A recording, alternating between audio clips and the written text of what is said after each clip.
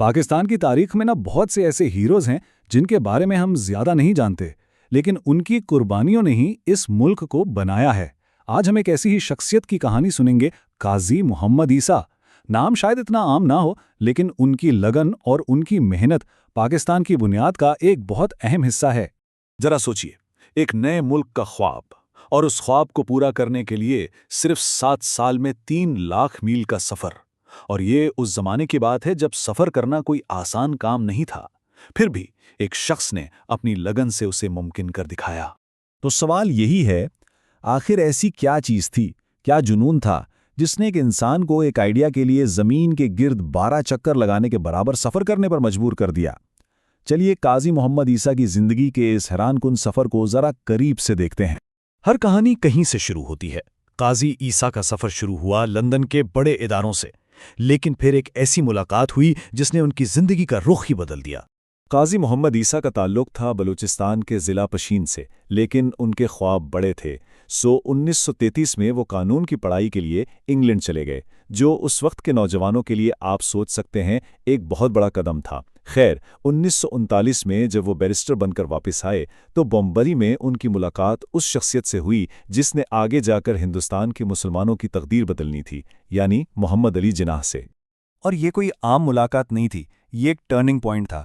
جناح کے آئیڈیاز، ان کی پرسنالٹی، الگ وطن کا ان کا ویژن، اس سب نے قاضی عیسیٰ پر اتنا گہرا اثر ڈالا کہ انہوں نے فیصلہ کر لیا کہ اب اپنی آرام دہ زندگی چھوڑ کر اس مشن کے لیے کام کرنا ہے، اور انہوں نے کیا بھی۔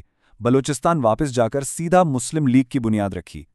تو اب ان کے پاس ایک مقصد تھا، اور قاضی عیسیٰ نے اسے حقیقت میں بدلنے کے لیے سچ میں دن رات ایک کر دیے۔ آئیے دیکھتے ہیں کہ انہوں نے کیسے خاص طور پر اپنے صوبے بلوچستان میں تحریک پاکستان کو مضبوط کیا اور ایک قوم کی تعمیر میں حصہ ڈالا۔ دیکھیں، 1940 کا دور تھا اور تحریک پاکستان اس وقت برصغیر کی سب سے بڑی پولیٹیکل موومنٹ بن چکی تھی۔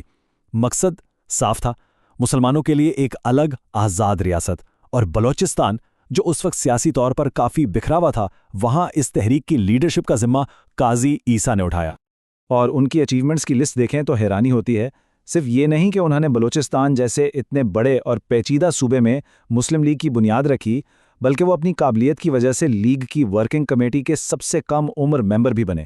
دور دراز علاقوں تک جا کر پورے صوبے میں پارٹی کو آرگنائز کیا، جو اس دور میں یقیناً ایک بہت بڑا چیلنج تھا۔ اب جو مشہور قرارداد لاہور ہے، وہ ڈاکیومنٹ تھا جس میں پہلی بار آفیشلی ایک آزاد مسلم ریاست کی بات کی گئی، اور اس تاریخی موقع پر قاضی محمد عیسیٰ نے صرف اپنی حیثیت میں نہیں بلکہ پورے صوبہ بلوچستان کی آواز بن کر سائن کیا۔ اس سے پتہ چلتا ہے کہ نیشنل لیڈرشپ کو ان پر کتنا اعتماد تھا۔ تو 1947 میں پاکستان بند تو گیا، خواب پورا ہو گیا، لیکن اصل سفر تو اب شروع ہوا تھا، قوم کو بنانے کا سفر۔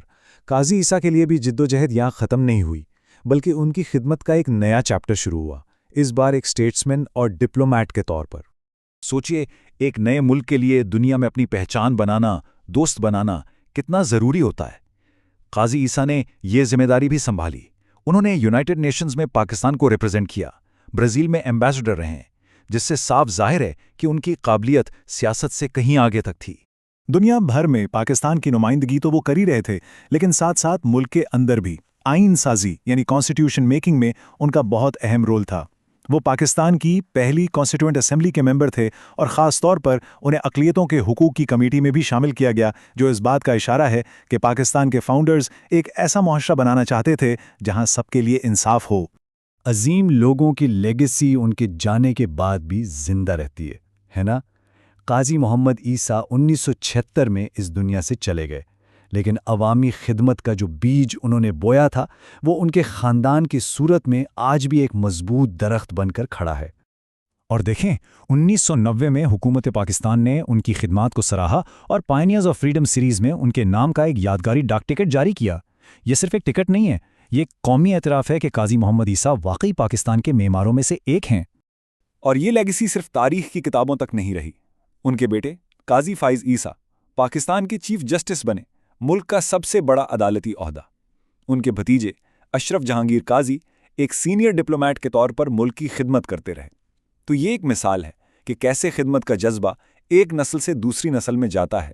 37 سال 37 ایئرز قاضی محمد عیسیٰ نے اپنی زندگی کے 37 سال ایک مقصد، ایک تحریک اور ایک ملک کے نام کر دیے۔ ان کی کہانی اصل میں قربانی، لگن اور سچی حب الوطنی کی کہانی ہے۔ تو قاضی محمد عیسیٰ اور ان کے خاندان کی یہ کہانی ہمیں ایک اہم سوال پر لا کر چھوڑتی ہے کہ کسی بھی قوم کی تاریخ دراصل اس کے خاندانوں کی لیگیسی سے کیسے جڑی ہوتی ہے، اور کیسے ایک فرد کا جذبہ اور لگن آنے والی نسلوں کے لیے ایک روشنی کا مینار بن سکتا ہے۔